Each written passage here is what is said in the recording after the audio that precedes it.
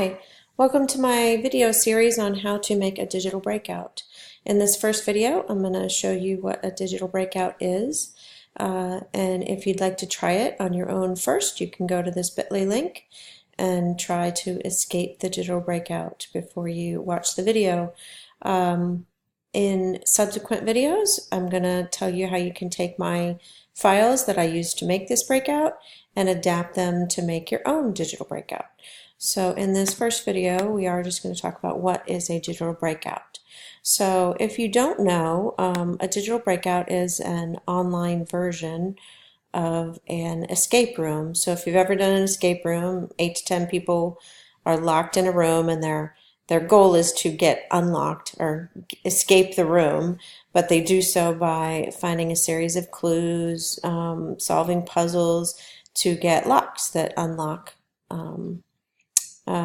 to find keys that unlock all the locks so they can escape, so to speak. So that is what a digital breakout is. So this is the site that we're going to be adapting for your own breakout. So you see there's elements of it.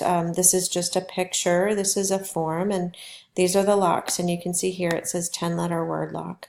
I don't give the students really any hints. I just say start poking around. So this, if they try to type in some word, even if it's 10 letters long, it's going to let them know that the lock is still locked. And here that they could try 1, 2, 3, still locked. So their goal is to poke around on the site and find clues to the keys for these locks. So down here, these are images I've put on the site, and each one of them you can see the pointer of the mouse changes to a hand, and that means it's a clickable link. So this is a form they fill out and they get some sort of clue. This is a Google Sheet. They need to be logged into a Google account, but they can get a copy of the sheet.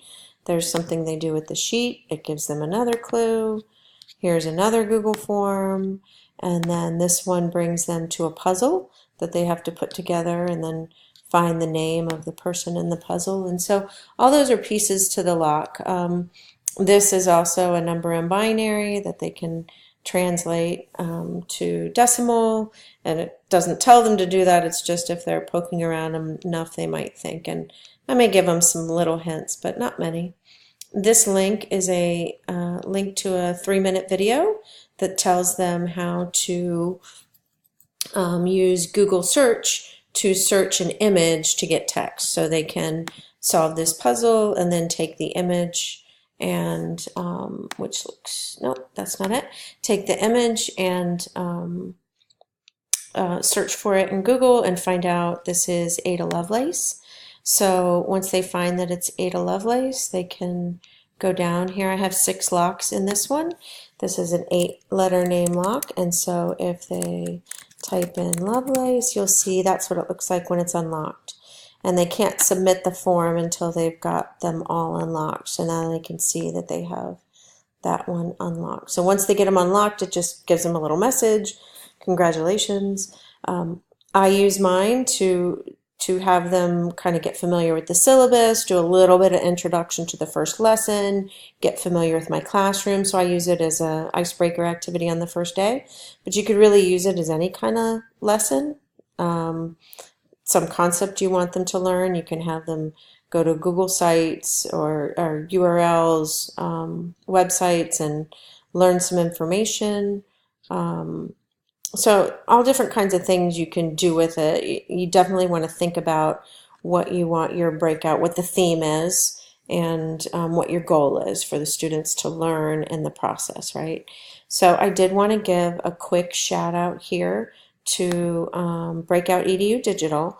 They provide some sort of service now that is, I think you have to pay. There's some form that's free, but a year ago they had the first digital breakout site that I tried that's very similar to mine. Some of the elements are similar, and they had short little videos that I used to create my first site, and they were very helpful. I can't find the videos now, but I wanted to give them, you know, kind of do a thank you for getting me started. And I will say I never made a Google site before I did this, so don't be intimidated. It's pretty user-friendly and straightforward, and I'm trying to keep the videos short. So I hope you give it a try. Students really, really love it. It's a nice alternative to a first day activity, and I think you can do all kinds of different things with it. So I hope you join me for the other videos.